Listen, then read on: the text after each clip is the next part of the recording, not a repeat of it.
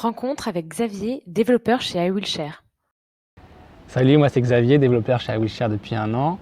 En quelque sorte, je suis derrière les coulisses du chatbot iWillShare et aujourd'hui je vais vous parler de mon métier puisque c'est la journée du développeur. À quoi ressemble ta journée type?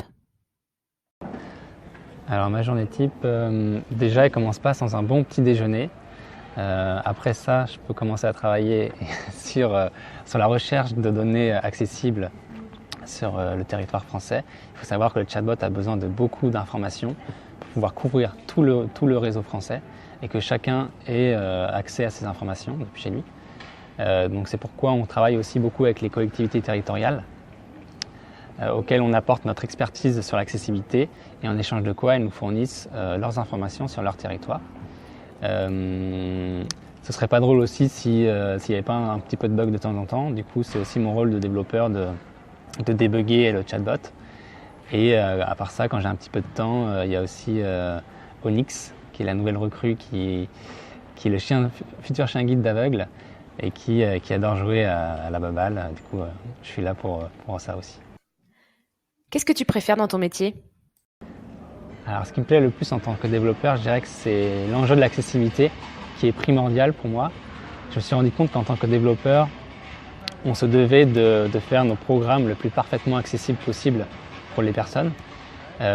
Du coup, ça implique des challenges auxquels on n'avait pas forcément pensé avant. On a le cas concret, par exemple, d'un utilisateur qui est non-voyant et qui préférait avoir un seul bloc texte, enfin le texte dans un seul bloc, plutôt que d'avoir le texte dans plusieurs blocs séparés. En fait, la synthèse vocale lisait du coup le texte d'un seul coup, alors qu'auparavant, elle lisait le texte par à coup, ce qui obligeait l'utilisateur à faire des gestes manuels successifs. Quelles difficultés tu rencontres sur le chatbot? Alors je dirais que la plus grosse difficulté pour moi, c'est vraiment d'anticiper toutes les demandes des personnes. Il faut savoir que les personnes aujourd'hui, elles lui parlent au chatbot comme à une personne humaine. Du coup, elles utilisent un langage assez complexe.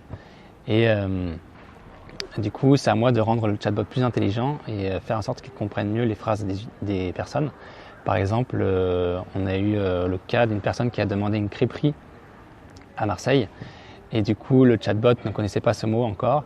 Donc c'est moi, en tant que développeur, qui vais rajouter ces types de restaurants pour rendre le chatbot plus intelligent.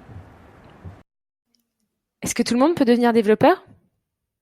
Bah bien sûr, moi je dirais même toi, plus moi, plus tous ceux qui le veulent, évidemment. Regarde, moi j'en suis la preuve vivante, j'ai fait une reconversion, j'étais dans le bâtiment avant, et aujourd'hui je suis développeur. En plus c'est un métier qui est accessible à toutes et tous. J'ai une connaissance qui est non-voyante et qui est développeur et qui a une sacrée pointure puisqu'elle développe un nouveau langage de programmation qui s'appelle OCalm. Donc voilà, c'est ça qui me plaît aussi, toutes ces petites anecdotes qui sont motivantes et qui me font dire que c'est un métier qui a du sens.